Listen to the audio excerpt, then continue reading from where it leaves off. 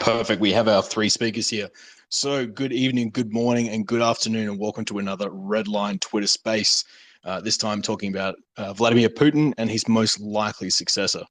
Obviously, it's a very complicated question on Kremlin internal politics, but we have three fantastic speakers with us here today. We've got Anton Barbashin from Riddle, Russia, who's an expert on the internal machinations inside Russia. We've got Schrek from Radio Free Europe, Radio Free Liberty, who has been reporting on Russian politics for many, many years now. And we've got Nicholas Myers from the University of Glasgow, who's an expert on not only Russia, but also military matters. So I'm going to open this and throw this first question to Carl. How much has the Ukraine war changed politics inside Russia? Do you think this is helping Putin, hurting Putin? How is Ukraine changing things? I would say it's really hard to tell in the short term how this is changed Russia. I mean, it's clear the change is absolutely significant. Russia is is being closed off from the rest of the world, and is closing itself off as well. We have seen what was previously a very gradual crackdown on opposition, kind of like boiling the frog over boiling the frog slowly over many years, has now just been an avalanche of repression by the state. So as far as, say, Putin's popularity is concerned, that's really difficult to gauge, particularly by polling, because I think it's hard to get any really accurate polling when there is this kind of avalanche of repression that's happening right now. I know it's maybe not the answer you want to hear, but I think it's there are too many factors right now, and too many different scenarios that could play out in the coming years, or even the coming months. But I mean, we can say for sure that Russia has changed. There's really no going back from this course that Putin has set with this. So, Anton, obviously, a lot of people in this space will probably be from Western spheres, and they may look at politics through that Western lens. We need to look at the Americans as Democrats, as Republican, and roughly half the country. Can you take us through the kind of oddness that is Russian politics, and the fact that United Russia has such a stranglehold on the Duma when it comes to Russia? Look, I think if we were to look at the mass of people that is the political body of Russia today, you'll have roughly three groups. One, a very tiny group, is the one that is sort of anti-war. These are the ones, some of the oligarchs that came to be quite rich in the 90s. There are several cases of state employees here and there who would renounce the war. But then you have this kind of the biggest group, that is people that are pretty much staying quiet. They're not commenting anything. They're just doing their work. They're just fulfilling the obligations, and mostly staying silent. And the vocal group, the one that is sort of criticizing Putin for not being tough enough, just kind of pitching new ideas on how to be more assertive in global affairs and global politics. What else Russia could acquire in Ukraine. So at the moment, you have pretty much the entirety of Russian political machine and all of its levels being focused on war and using war for the benefit of whatever institution you're looking at, whether it's the Secret Service, the certain center-region relations, whether it's the presidential administration, or, for example, a political party whose senior leader just passed away, like Liberal Democratic Party of Russia. And the new leader is there trying to kind of pitch in the idea that they would be even more patriotic, even more assertive when it comes to war than the rest of the kind of bureaucratic apparatus. So, Nick, one of the major players we're going to be talking about a lot in this conversation is Sergei Shoigu, who's the defense minister for Russia. He is credited with the one who planned the majority of the Crimea invasion in 2014. Is this latest invasion of Ukraine, very reminiscent of the sort of precision planning we expected from Shoigu, or frankly, he got lucky in 2014, and it's a very different circumstance on the ground in Ukraine now? Yeah, so the curiosity of Shoigu is that the rumor mill in Moscow for a long time was that he was the one Silovik who opposed the annexation of Crimea in 2014. It's simply never come entirely clear whether or not that rumor is true. But in terms of how his particular standing and the planning of this whole operation is going, it's everything is concealed by the fog of war at the moment. It's clear that whatever the planning assumptions that were made inside of the Kremlin at the start did not come to pass, because there was sort of this assumption that the Ukrainian government would just collapse if there was sufficient pressure put against it. And since the failure of that, the dialectic of the war has really changed away from, is the government in Kiev surviving or not, over towards how fierce can the Ukrainian resistance remain, and how long is it going to protract, regardless of whatever leadership there practically is in it. So even if Zelensky were suddenly to disappear tomorrow, as seems to have been Shoigu and company's assumptions toward the start of the war, it's unclear that that would actually allow the Russians to make significant advances out of here. The major difference, I would say, in terms of political controls of Crimea versus what's going on today, is that in Crimea, it's easy to define what a success or a failure would look like. There was no particular need to expand the military operation beyond the Crimean Peninsula, which is naturally defendable along a very small set of isthmuses to the Ukrainian mainland. Whereas any time that Putin just declares victory in Ukraine, there's obviously going to be a large bleeding front of war. So it's on the one hand, that gives certain flexibility to Putin to simply say, we got some stuff and therefore we won. But it also means that this war can just go on forever, depending on however a Ukrainian soldier at the front line feels whether or not to shoot. So it's just going to be complicated to define what the end point is to this, beyond just extreme artificialities coming from the top. The last point I would say is that it appears from the intelligence assessments that have made it out into the public in the West so far, that the committee that devised this operational plan appears to have just been Putin, Patrushev, Shoigu, and Gerasimov themselves, maybe one or two extra people. I can't independently confirm that, but that is the rumor that I've seen circling about. So, Carl, I'm going to throw this one at you. Obviously, Russia still does have elections, and there are other parties, particularly the communists and the LDPR. Can you take us through how much influence that someone like, the Communist Party or the LPDR or the Social Democrats have in Russian politics? Are they just there for show, or do they actually, form a somewhat opposition to United Russia Party, which is Putin's party? Broadly speaking, no, it's not a real opposition.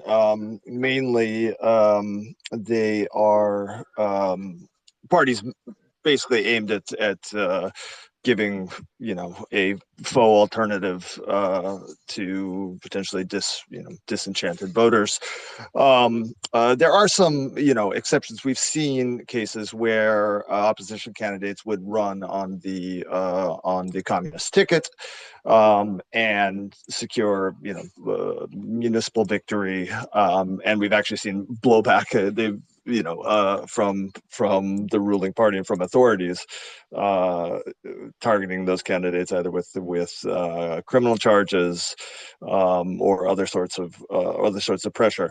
Broadly speaking, if you ask how those parties are perceived, they may indeed be perceived by parts of the electorate as actual opposition, but the actual role they play in Russia's political landscape are merely just to,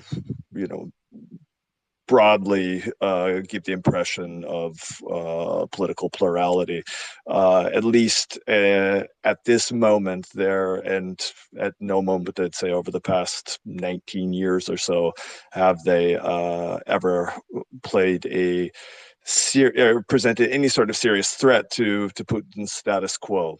There have been a few events. I can think of I think it was in 2005 when Putin's government tried to scrap benefits for pensioners, and the communists kind of seized on that and organized street protests, and they eventually canned the idea. But that's about the last kind of grassroots-ish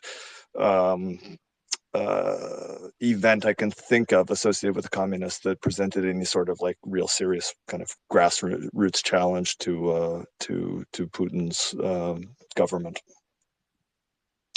So, Anton, obviously there are a few, the first two people people might think about to be the successor after Vladimir Putin. A lot of Western papers would point towards Navalny and say Navalny is a good opposition leader and he would likely take over. But obviously, I'm going to get your opinion on that, as well as, we're looking at the PM, Mikhail Mishutin.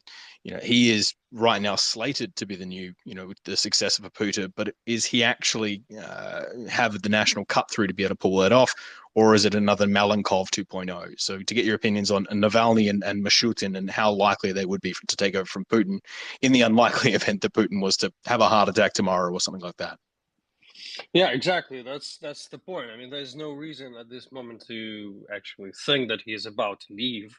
I mean, if we take aside all the rumors about his health, and those rumors were present for nearly pretty much the entirety of the past couple of decades, there's no indication that he is planning to leave at this moment. I think, considering the war and everything that's happening to Russia, it's not really on the agenda all that much for him. He could technically rule until 2036. That's why I've changed the constitution. But in any case, there's been a lot of talk about who could be the potential successor. When it comes to Navalny, look, he is in prison. He is obviously the one of the main opposition leaders. He's jailed for his political position. And in order for him to appear back on the stage, Putin has to die. And whoever is the next guy or the temporary guy will have to let him out and allow for free and fair elections to take place, or at least to allow for Navalny to operate legally, because at the moment his organization was labeled extremist, and basically all of his allies are outside of the country. So, but again, theoretically speaking, if such event was to take place, he would have some very interesting chances to participate in the game. When it comes to Mishustin, the prime minister, he is by default a political creature, so he's not engaged in any game kind of scoring political points. He's acting as if none of that exists. He's just fulfilling tasks. He's just, trying to fix the economy or try to fix the way that Russia is governed.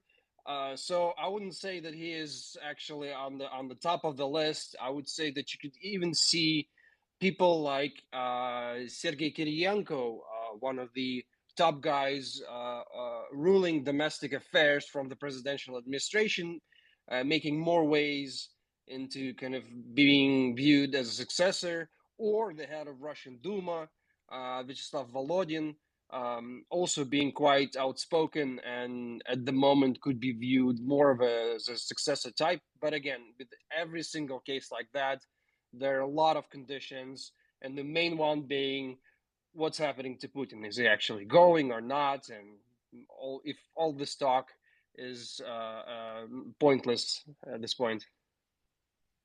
So if you just joined us, this is a live Twitter space. We're going through the unlikely scenario of Putin leaving and who would most likely be his successor. Joining us today is Nicholas Myers from the University of Glasgow, Anton Barbashin from Riddle, Russia, and Carl Schrek from Radio Free Europe, Radio Free Liberty.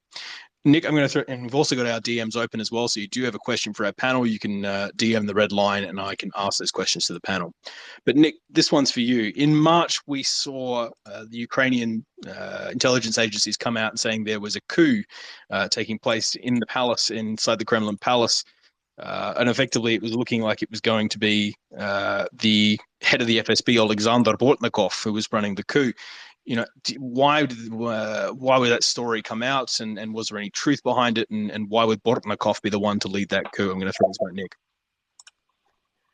Oh, that's a bit tangential to what I typically look through. I mean, my understanding of Bortnikov is that he's a pretty loyal bureaucrat. So if he was actually involved in a Patlas coup, then I suspect that he more likely is either on the side of restoration of some form of sanity that had been prevailing up until this year, or else was just going to be the figurehead who knew how to execute things going forward. The biggest conjecture I keep hearing from time to time among other colleagues that I communicate with on a daily basis is the possibility that if Putin somehow disappeared from the scene, it would be Patrushev either probably not in actual office, but effectively calling the shots for what's going on. And if that were the case, the difficulty is that he hasn't had an executive leadership position since he was director of the FSB, which he left in 2008. So Bortnikov at least has some capacity to institutional capacity for making decisions across a large bureaucracy. So that is a skill set that perhaps not very many people inside the Russian government currently have, considering how low the personnel turnover is these days. But beyond that, it's difficult for me to weigh in specifically whether or not that was the correct assessment. But based on all of the consensus of rumors that have been going on for years beforehand about who are all the characters currently in Putin's inner circle, Bortnikov was continuously one of those ones that was trustable by the absolute inner circle because he wasn't going to use the FSB to commit this type of insurrection. So it would be out of character of at least what the rumors were. But since I typically don't follow the rumors, I'm not necessarily the best one to ask on that. So, Carl, I'm going to get you to weigh in on that as well. What is Bortnikov's relationship like with Putin, as well as another relationship which is diminished, which is Dmitry Medvedev, Putin's former prime minister. Obviously, he was right there front and center with Putin for a long time, but now he seems to have left the inner circle of Putin's people. What is Medvedev's role in this government at the moment, and what do you think about the stories that came out about Bortnikov trying a coup in March? Well, with regards to Bortnikov, until I see some sort of actual evidence for that, I'm just going to assume that it was assume it was not true until I absolutely see no evidence for it. So why that came out, I can only speculate. As far as the relationship between the two, I've seen no indication that Bortnikov was anything other than loyal to Putin, has been a key cog in his machine. And with regards to Medvedev, I think he's pretty much been put out to pasture as far as a national or any sort of like a leadership role or any sort of another castling. I don't think would be in the works. I seriously doubt that Medvedev would return to the Kremlin.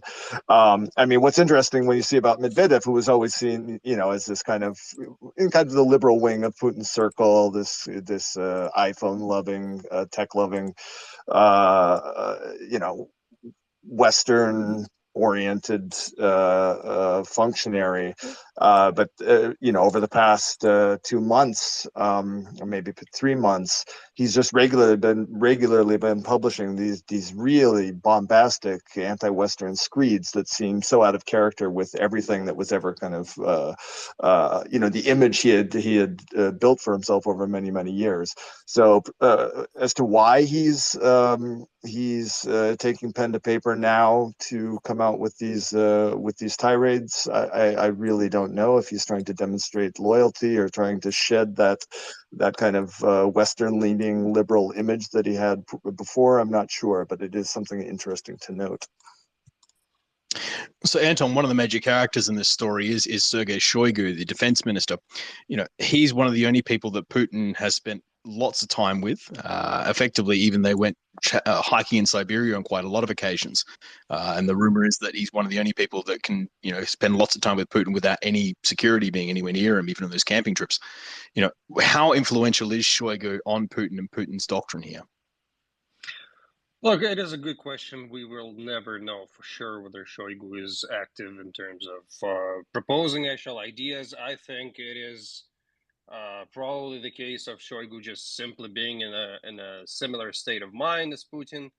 But again, it doesn't seem like the drive for pursuing history that we've seen motivating Putin was something that Shoigu could have brought. And we should also take into consideration that whatever we might think of how those relationships are structured, Shoigu was there when Russia was failing to achieve the victory that was presumably envisioned in the Kremlin. So it is quite interesting how this relationship is unfolding at the moment. I would expect that Shoigu is blamed for at least part of the failure that Russia is has been seeing in Ukraine.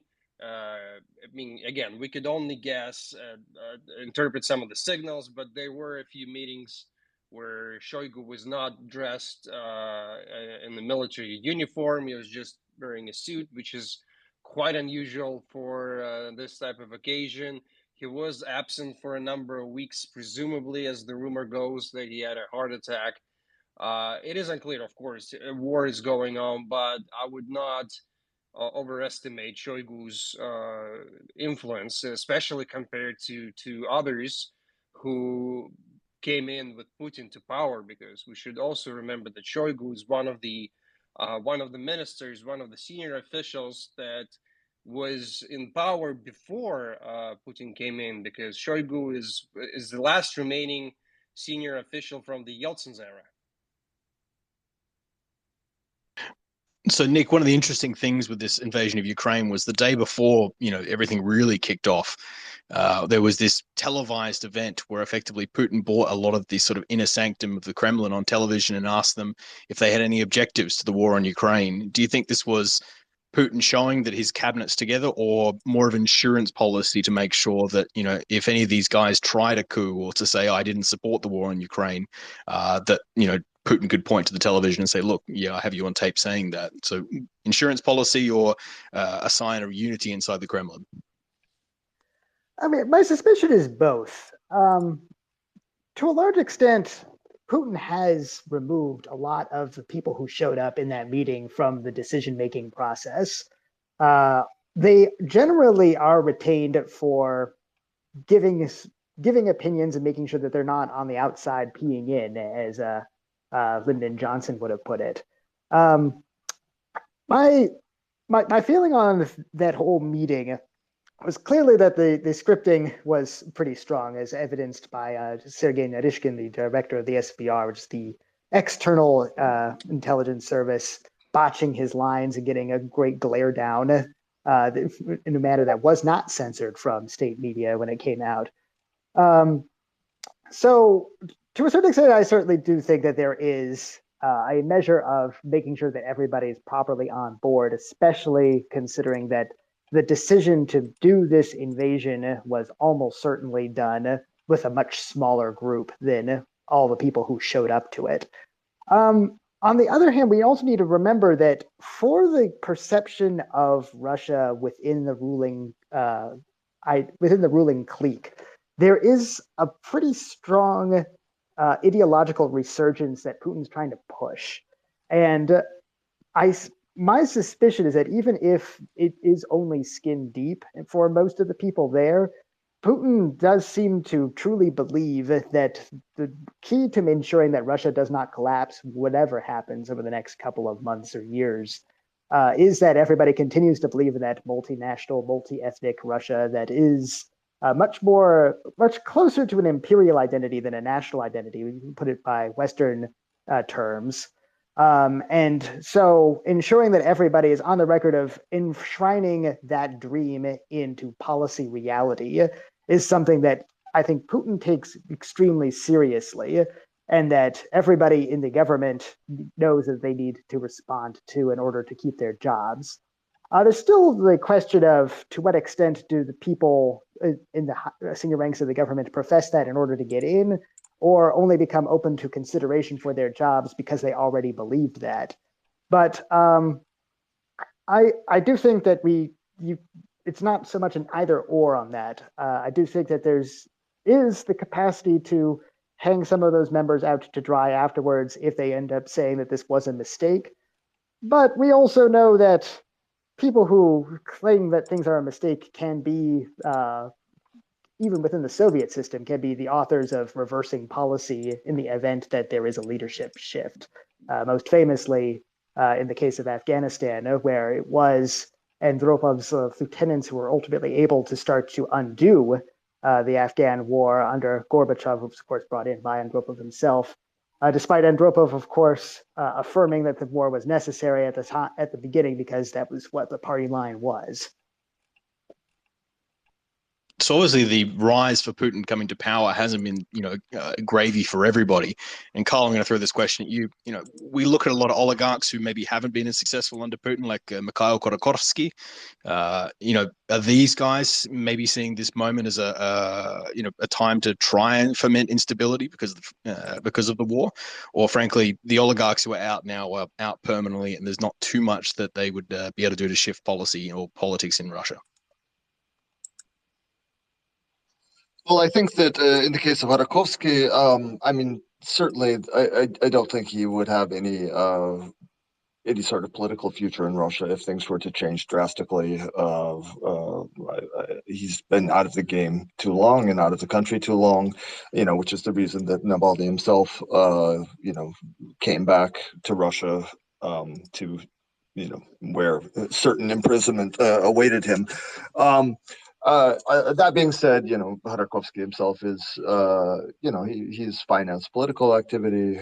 He's had his organization banned there. And I think there may be some oligarchs that were pushed out and fled the country that may see some opportunity, but as of this moment, they're not really players at all.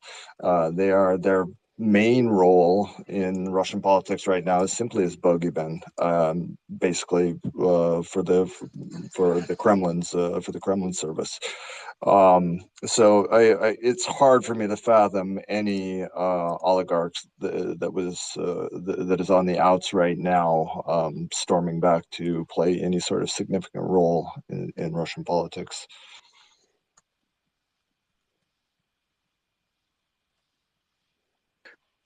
So, Anton, obviously, one of the things when I've traveled around Russia, you tend to hear from particularly the older generations is, even if they don't love Vladimir Putin as a president, they still say, well, it's better than the 90s. And a lot of Putin fans will say, look, without Putin, Russia would collapse back into what it was in the early 90s, which was a very chaotic period for Russians who lived through it. How accurate do you think that statement is? If Putin was to have a heart attack tomorrow, do you think it would end up being a pretty chaotic free-for-all inside Russia?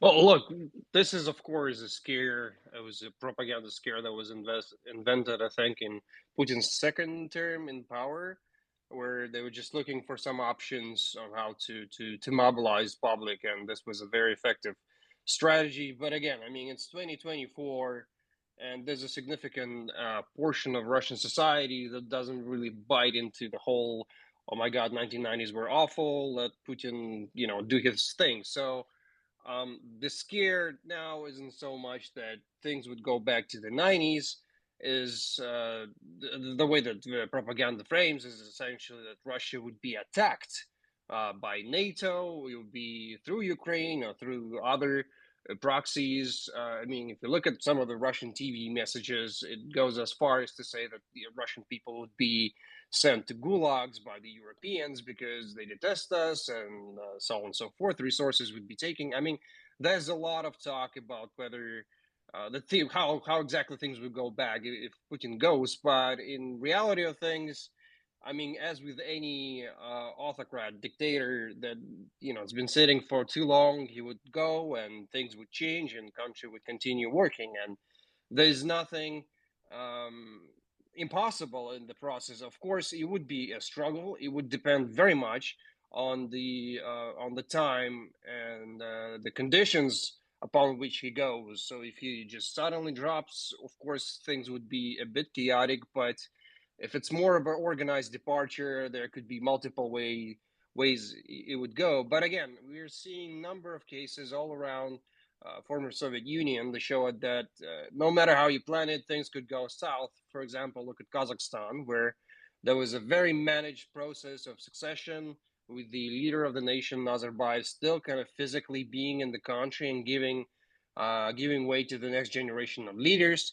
Still led to an elite conflict that was brought to the streets with violence and riots, and Russians actually had to come in with a few I don't recall it battalions, but anyway, about 3,000 Russians were used there to pacify the situation. Or there's the case of for instance Uzbekistan, where the senior leader had failed, has died, and a new leader stepped up from within the basically ruling class, and everything kind of went smoothly, except for the members of family of the past leader, Karimov. So there are multiple ways, again, how things would go, but Russia would not end with Putin dying. That's how things are. So, Nick, I'm going to throw this question at you, and it's from being sent through in our DMs. When we look at someone like Ramzan Kadyrov in Chechnya, he does have quite a sizable shock force that is pretty much loyal to Kadyrov. If it wasn't Putin at the helm, do you think Kadyrov and the Chechens would be loyal to whoever is in the Kremlin, as long as they keep the money flowing into Grozny? Or frankly, this is a personal relationship between Putin and Kadyrov? Well, you mentioned the most important point in there. If there's like free money to be dumped into Chechnya, then I suspect a new arrangement could be made. It's no secret that Putin played the personal politics with Ramzan Kadyrov well enough. Mr. Kadyrov today would say that it went off perfectly throughout the entire process, but they played it well enough that there is all sorts of loyalty about how the Russian Federation, as we understand it, is going to continue indefinitely. If Putin were gone and whoever replaced him just maintained those relationships, I suspect Kadyrov might be willing to try to extort more free stuff out of the Moscow-centric system. But I would be pretty surprised if he attempted a serious armed movement against the Russian Federation, if there was even like even if all that happened was a continuation of the current policies. Now, if there was a transition towards a much less favorable to Chechnya among the other republics of the Russian Federation policy on Putin's replacement, then I'm not so sure it would immediately go violent, but there certainly would be a lot of threats of that going up and down the system. So Kadyrov does, in fact, have quite a few loyal forces, including some embedded officially within the federal Russian troop structures. I'm not entirely certain where exactly the dividing line is, but there's essentially two units inside Chechnya. There's the 42nd Guards Motor Rifle Division, which is a Russian armed forces unit that's scattered all across the region, as well as the 46th Operational Brigade of the Russian National Guard, which includes a fair number of the Kadyrovtsi, the people who are supposedly just loyal to Kadyrov. So it's not that there isn't force there, but I have pretty strong doubts that they would be able to hold Moscow at siege, even if it was just the government at siege, or even to successfully revolt against the Russian Federation without an immediate transformation of the region back into some sort of bloodbath, which, from everything I know, I have observed of Kadyrov, it seems that he's certainly of the opinion that he wants to have his legacy transition on. And if everything gets blown up, he's going, quite literally, then I think he's going to recognize that a lot of that effort went to naught. So I do think that there's going to be an easy way for Russia, the next Russian leader, to transition on and keep a status quo if the payouts continue I suspect that if they increase it, they will be as fluid, if not potentially more fluid, as the system currently is. But if there was a cutoff and a move much more towards an ethnic Russian-centric understanding of what the Moscow-centered state is for, we would see resistance, probably more towards increasing federalization more than actual armed conflict, if only because I think Kadyrov would find if he pushed for a greater federalization under a more ethnic Russian-centric state policy, that a lot of the other Republican leaders would probably back him in the course of negotiating that, including places that he usually cannot rely on as allies, such as the head of Tatarstan. But it's a long enough answer for you. So we're going to start to bring this to a close, and the last sort of odd question I'm going to throw to Carl before we just get last thoughts from everyone. You know, when we saw the transition of power after Stalin and during this sort of the very dying days of the Soviet Union, there was a bit of division between the set of NKVD or the KGB and the armed forces, or even now there's an extra complicating factor with Wagner in the mix here as well. Do you think that if there was Putin had a heart attack, or there is a very sudden change in leadership in Russia, that all of the armed forces, including Wagner, would head down the same road, or there may be infighting between the command structures, Carl? Yeah, well, I mean, those that infighting and those leverage struggles have been going on all throughout Putin's reign. I mean, if you recall back in 2007 or 2008, Viktor Cherkesov, Putin's old KGB buddy, who was heading the Federal Drug Control Service, wrote an open letter warning that the security services must not fall victim to inside fighting, to infighting, and this was remarkable. It was a KGB man airing dirty laundry.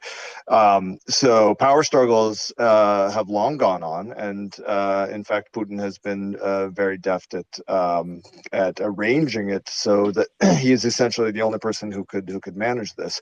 So that is certainly a destabilizing.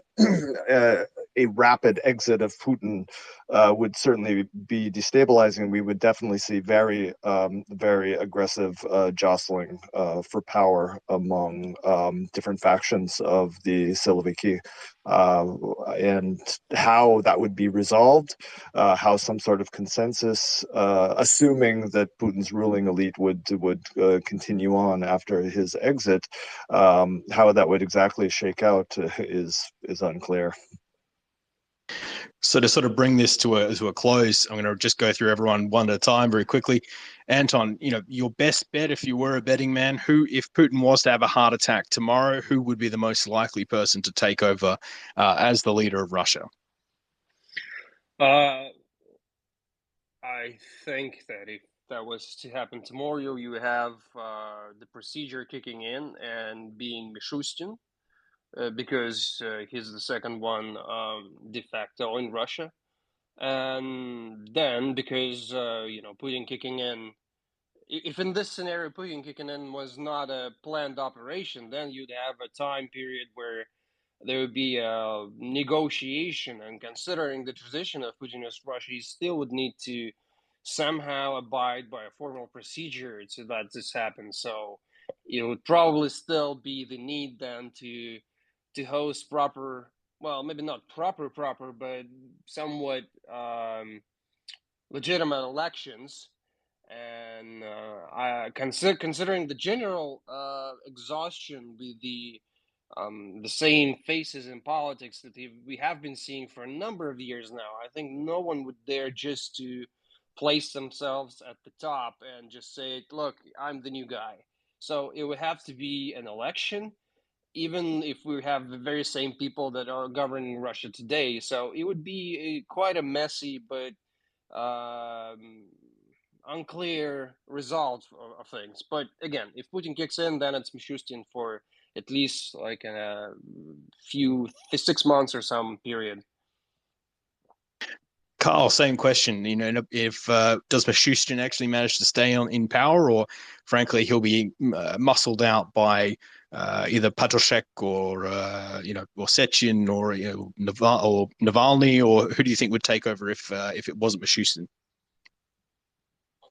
Yeah, I mean, I kind of agree. I agree with Anton that he would, that Mishustin, they would likely keep up, a facade of formalities with Mishustin, assuming power, but only in a temporary phase until some behind-the-scenes consensus could be reached among different factions within Putin's ruling elite as to who they can put out front as the face of this clique.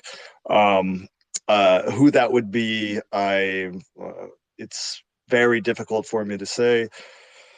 Primarily because there has never been any real serious prep work that's been clearly started to essentially designate someone.